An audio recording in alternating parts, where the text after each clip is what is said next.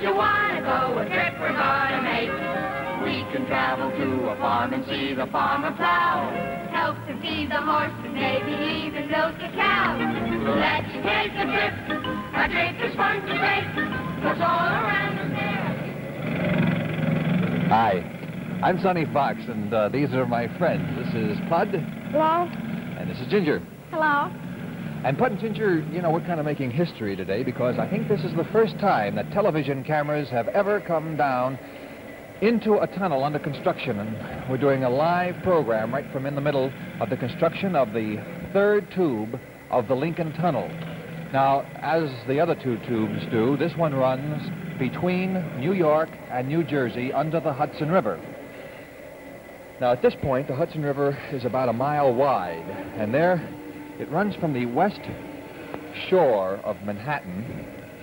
And you see, incidentally, there's the West Side Highway. You can see the traffic on it, which is pretty light because it's Sunday, but on a weekday, millions of cars, almost literally, I suppose, stream across there, and many of them are coming from or to New Jersey. And the way they do it in Midtown is through the Lincoln Tunnel. And those are the two ventilator buildings from the two tubes of the Lincoln Tunnel, which are already in use and have been in use for many years. Now this is the third tube that is being built. And this tube, if you think of it diagrammatically or schematically, would look like this under the water.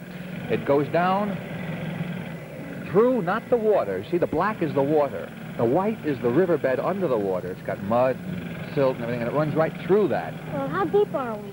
Well, we're not very deep. You see, it runs on land on either section. And there is the Jersey shore, incidentally, the two ventilator tubes on the Jersey shore back here to the New York shore. That's the route it takes. But it does run on land a little ways, a couple of blocks on both sides. We're still under land. Why doesn't it sink into the mud, the tube? Well, there's that question, and there are a lot of questions which we'll try to answer while we're down here today. And the man who's going to be helping us answer these questions is Tony DeBiase, who is the assistant resident engineer for this job. He's right over there, so let's go on over and meet him. Hi, Tony. Hello, Sonny. Hello, Ginger. How are you? The questions have already started coming, Tony. One of the questions Ginger was blabbering about as we came down here is, are they the first two young people to be down in this tunnel? Yes, the first children that we've had in the tunnel under construction. Hey, how about that? Oh, boy. Well, this is indeed an honor and an experience, I think. Now, Tony was showing me on these models, which are right here, yesterday, how a tunnel is built. And they've been working on this for quite a while. Yes, we've been working on it for 4 years now, Sonny. 4 years? Yes. Why does it take that long? Well, there's a lot to do, and it's a big job, and the river is pretty wide here, you know. Well, I think these models are the best way to explain it. Now, Tony, since you explained it to me yesterday, let me take a crack at explaining it to Pud and Ginger today. Sure. And you stand by, and if I say anything very bad, hop in. Now, on this first model, Pud and Ginger, think of the tunnel cut in half, just sliced completely in half, while the men are working on the job. And this is what it would look like in, miniature. Now, one of the key things is this, although it doesn't look like much. It's a concrete bulkhead, about 10 feet wide, and it separates the area where there is compressed air with the area where there is what is known as free air. That is the kind of air you're breathing right now, just the normal, regular air. Now, the reason they have compressed air in a tunnel is because as you get under the river, there's the weight of the water plus the weight of the silt and mud pressing down on the men who are working in the tube and in the tunnel. Now, they've got to have something to keep that out, and the thing that keeps it out is the compressed air, which builds up enough pressure to keep the mud from collapsing in where they're working. Back here at this end, let's start back here now. This has already been built to such an extent that the mud is being kept out by cast iron rings, so they don't have to have compressed air anymore. But they've got to keep men going back and forth, materials going back and forth, doors keep opening, and yet they've got to keep this air pressure up to where they need it. The way they do that is this. They have a compressed air chamber, and they have 2 doors. Now, here comes some material in through one door. All right, now the door shuts. In there now, it's the regular air pressure such as we are experiencing now. Now a valve is open. The air pressure is built up. Now, when the air pressure is built up to equal the air pressure in the working area, then this door back here will automatically open and the train will come out. And because the air pressure is the same, this air doesn't rush out. It's like trying to keep a our warm rooms warm when the door keeps opening to the cold outside. If you have two doors, it's a lot easier to keep the warmth in. Now, this train has just arrived at the business end of the tube. From here on in, it's mud. This part hasn't been worked yet. And they're trying to push into it and cut it. And the way they do it is this. There is a circular cutting edge of steel, like a big, giant cookie cutter, maybe. There are jacks. You see them right over here. These are the jacks. And if you watch very carefully, you'll see those jacks actually pushing the cutting edge through the mud. Let me give it a little helping hand here. There she goes. Oh, yeah. You see that? Gradually pushing it forward. Now, you know, a jack, like your dad's jack in the car, can lift up 3,000, 4,000 pounds. These are even bigger. There are, how many of them? There are 28 of them. 28 of them, and they're hydraulic. And they push against the steel and push forward into the mud. Now, when they've pushed 32 inches, Right. they stop. That's as far as they're going to go, because that's the space that is taken up by one of these cast iron rings. And this arm, known as an erector arm, is the thing that will pick up the rings and gradually insert them until you have a complete circle of rings. Now, we have another model just behind you over there. Let's go on over there, and I'll show you what it looks like on that ring.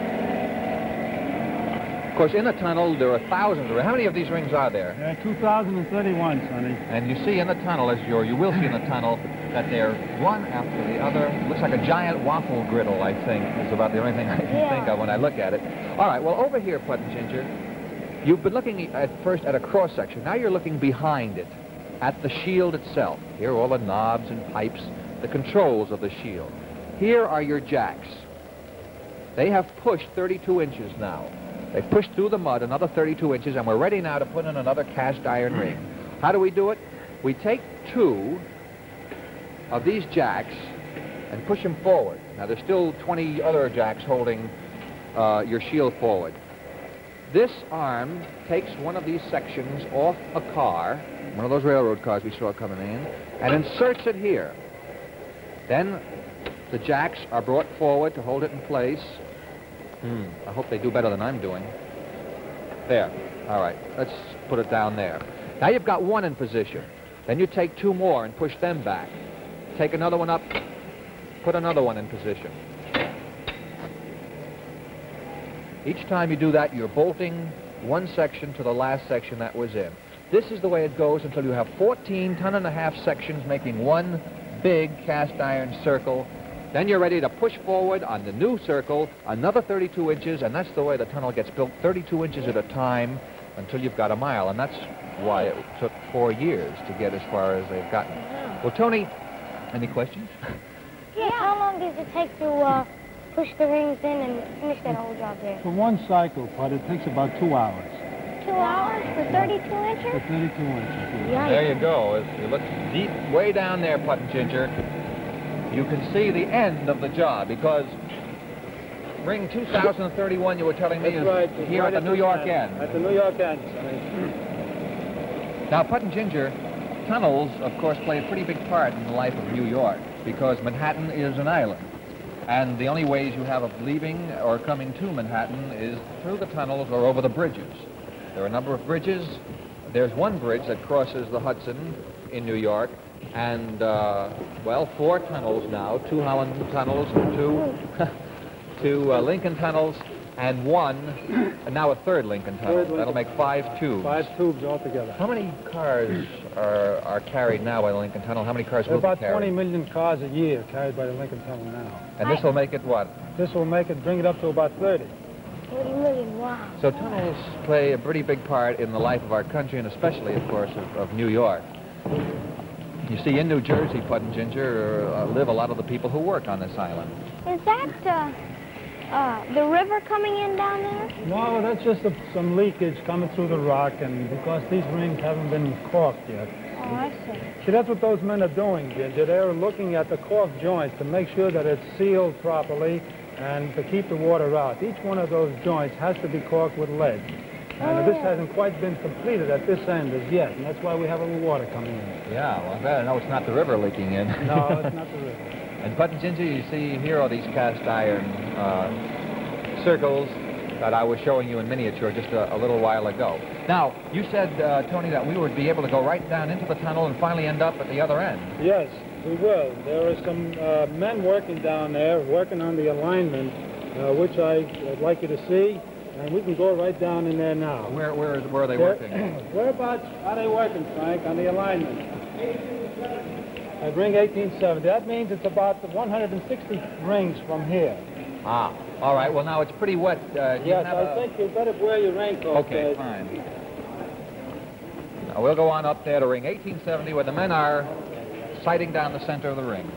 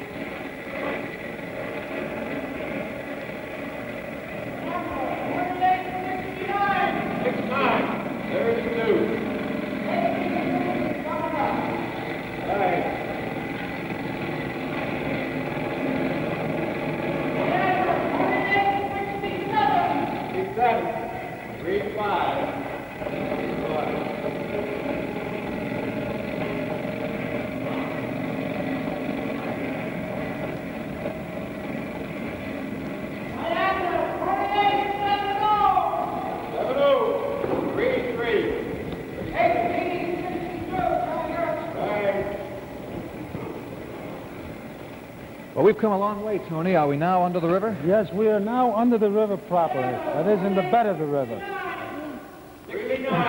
Now, what are these men doing down here? Those are Port Authority engineers. They are checking the alignment of the tunnel to see that the rings are round and also that they are in a correct position. This is an operation that goes on almost continuously while the tunnel is being driven and as the tunnel is being concreted. Do you ever check after the tunnel is completed? Yes, we check that too. We have points that we put in the roadway which are again checked to see if there's any movement after the tunnel is in operation. Oh, what's that over there? That is the concrete. Well, before we turn our attention to that, Bud, I want to know what those pieces Those are tie rods that help to retain the tunnel in its proper shape. They go across from one side of the tunnel to the other and are embedded in the roadway. They are at the roadway level. In other words, the pressures that are exerted on these cast iron rings are so tremendous that without those tie rods, they might cease being a circle. Well, they might deform slightly, and this is additional insurance. We'll drive in one day and find a square instead of a circle here. Well, now, Pud, what were you trying to what's that, those tie rods that are filled in? Concrete there? That is the remains of the bulkhead that Sonny spoke to you about at the model, that 10-foot thick wall of concrete. And that goes up, of course, and clean around in a circle. Yeah, the bulkhead. How many of these bulkheads did you have to We've build? had 3 bulkheads like this. As the tunnel was driven, naturally we had to keep building these bulkheads behind us.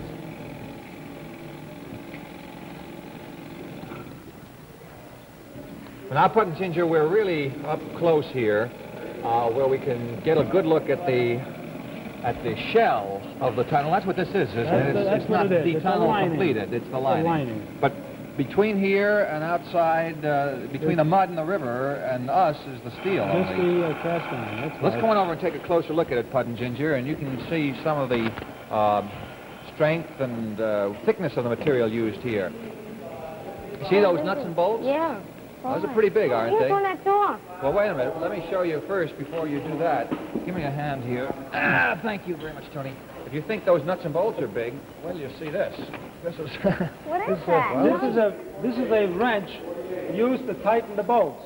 Now, Pud, A wrench. pick up one of those loose bolts Yeah, there. this. Fine. Now, what are those orange Those rope-like things? are grommets, which are made out of hemp and soaked in red lead to help seal the hole through which the bolt goes, because the hole is a little bit larger than the bolt itself. in order to make it watertight, we have those grommets at each end. Okay, well now, Pud, if you step back, maybe we can demonstrate here what it takes to tighten one of these things. All right, here we go. Now, pretty big, huh? Yes, Wow. it takes 2 men to handle this wrench and tighten the bolt. How long does it take? It takes about 20 minutes for each 20 bolt. minutes. And how many bolts do you have in one ring? 145 bolts to be tightened in each ring. And Gee, you never 2,000 get finished. rings. So over 2,000 rings. You never get finished. Well, 4 years. Of course, they have a lot of men doing a lot of Of these course, things a lot of men are simultaneously. working at one time.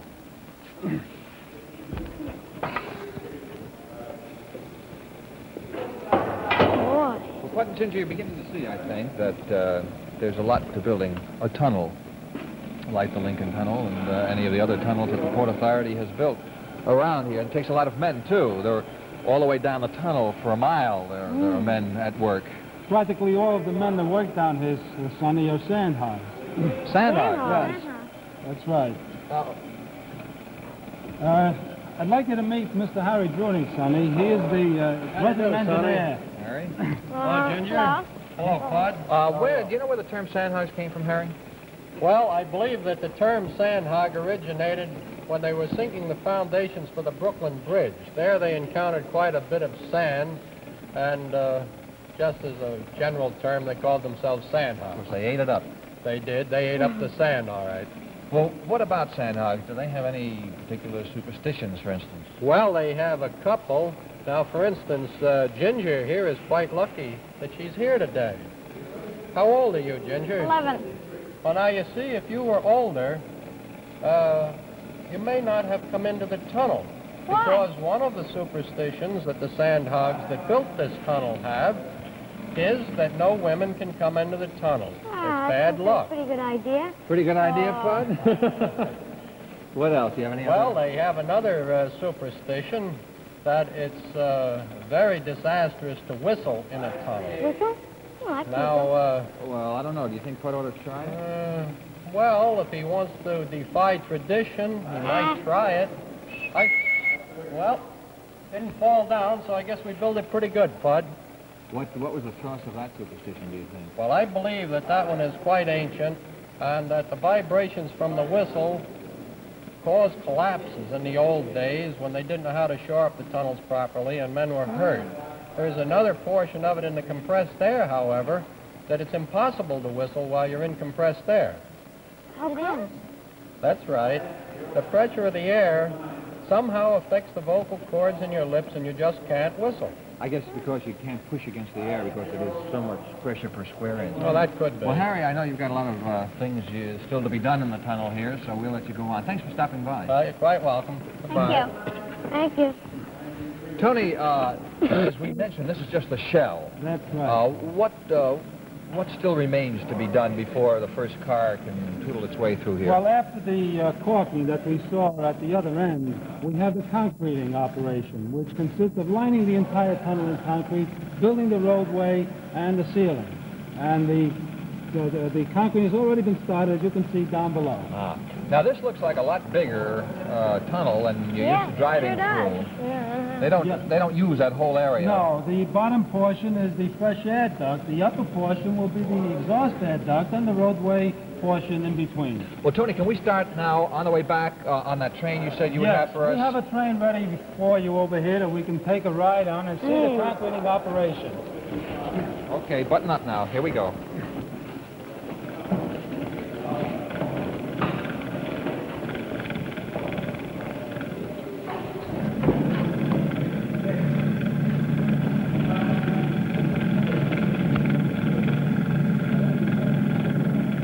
Wow, some water just went down my neck. Yeah, it sure is wet down here. Okay, up we go. Pud, you first, and then Okay. Ginger. Up. Okay, Andy, let's go.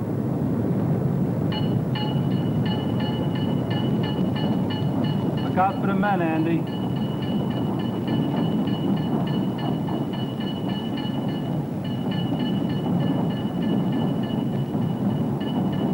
Now, this is the high line, the end of it. There will be a ramp which will connect up the tracks at the roadway level to the highline level. Now, so along here, Pud and Ginger, the iron shows, the whole iron tunnel. And keep that in mind, because as we go, you'll see it gradually disappearing under a skin of concrete. What's that man doing over there? He's cutting a piece of pipe, Pud.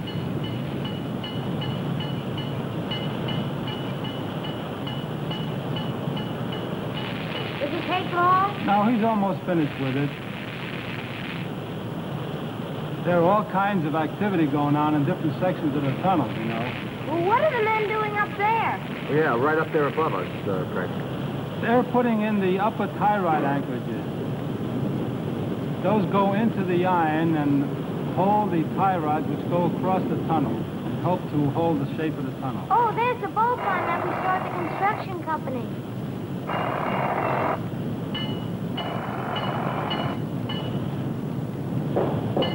There's one of the anchorages being pushed right into position. You won't see these, though, when you drive through the tunnel. No, they will be in the ceilings.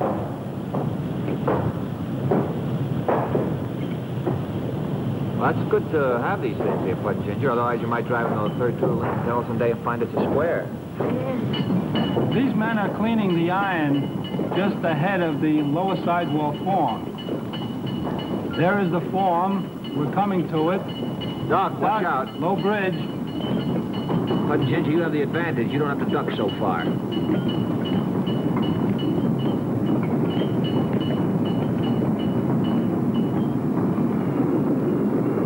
We're really moving now. And how? There's one of the concrete pumping machines ahead of us that pumps the concrete up to the higher level to get into the form. There's the machine on our right. Just ahead of it is the conveyor. There's the conveyor that takes the concrete up to the pumping machine. The pumping machine actually forces the concrete around the mold. It forces it up to the upper level, and then it drops into the form. And this is the ramp that takes the cars up to the conveyor. And the mold stays there, and holds the concrete in place. Hold it a minute now, Andy. Let's watch this. This is the upper sidewall form, and the men are bulkheading the ends of it to keep the concrete from running out the end. And just below it, you can see the lower sidewall concrete already placed. All right, let's go, Andy.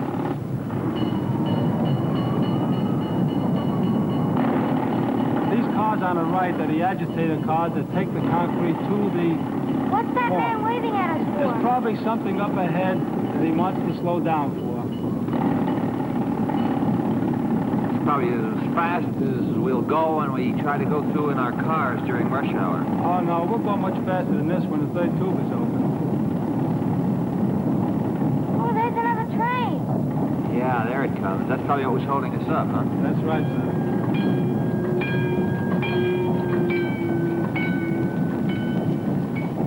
There's some more agitator cars on our right. Tell me, why is it so, I don't know, what, foggy down here? Or is It's that a little smoke? foggy. It's from the humidity in the air, which in turn is affected by the air outside. Of course, once the tunnel is in operation and the air is blown through to ventilate it, we won't have this condition.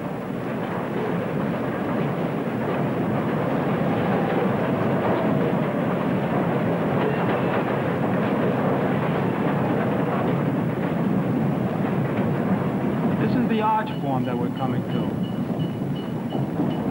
You mean this is what's going to put the concrete up on the arch of the iron? That's right. It forms the roof, more or less, of the tunnel. So, Pud and Ginger, you see we've come all the way from where the iron casting was completely exposed to the other side of this form here where you'll see nothing but concrete.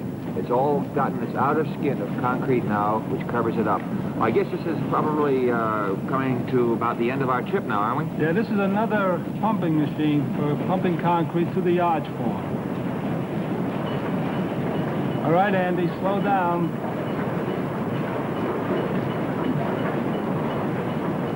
Here's another conveyor for that pumping machine.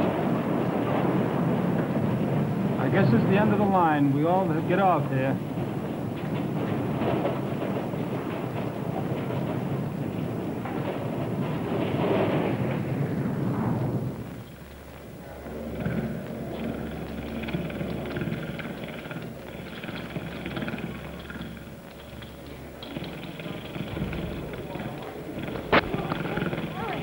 looks great. It's the nicest train ride we've ever had, I think. Nice ride, wasn't Yeah. Well, now we're really in Jersey now. That's right, we're on the Jersey side. We're under Jersey, under the shore. What's going on back here on the tile? These fellas are checking the tile for soundness. They test every single tile, Sonny, to make sure that it's properly been set. And if it isn't, of course, it comes out. Oh, really? Yes. Even before it breaks or anything? That's right. It's broken out. In other words, to take it out, it has to be broken in order to remove it. Would it break otherwise? No, it won't break, but it's liable to drop out if it's not sound. Every one of these tiles is set in by hand along the wall. That's right. Each one individually set. It's a job I wouldn't want to A have. long time. About 2.5 million tiles. 2.5 million. Now, also there's a fluorescent lighting to be put in, and you have about a mile of constant fluorescent lighting that gives you the best kind of lighting in a tunnel. Well, I guess that's about it. And, Tony, we want to thank you so much for taking the time out to show us around. You, Sonny. Thank you very much. Thank you. You're welcome. When we drive through this tunnel, we'll think of you and the rest of the men who made this job You possible. can drop your hat off at the other end. Fine, the field office, right. Well, Right. next week we take a big leap, Bud and Ginger, because from under the water and under the riverbed, we go up to the stars. This time we're going to be up at the Hayden Planetarium. Oh, yeah. And we're going to take a trip to the moon. We're beating the Earth satellite and all the other rockets up to the moon. We're going to take a trial run up there, and on the way we'll find out how they're going to be launching the rockets. We'll see a cutaway of a rocket that will be used in launching the satellite. We'll see and feel and know what it's like to take a trip to the moon. I think it'll be a pretty exciting interplanetary excursion, if I can use that word, interlunar excursion. And incidentally, any suggestions, ideas that you have, let us hear about them. Huh? Send us a letter or a postcard to... Let's take a trip. 485 Madison Avenue, New York 22, New York. And you will get our picture postcard, of course. We'll see you next week at the planetarium. Bye. Let's take a trip. A trip is fun to take. So pick the place you want to go. A trip we're gonna make. We can travel to a farm and see the farmer plow. Help to feed the horse and maybe even milk a cow. Let's take a trip. A trip is fun to take.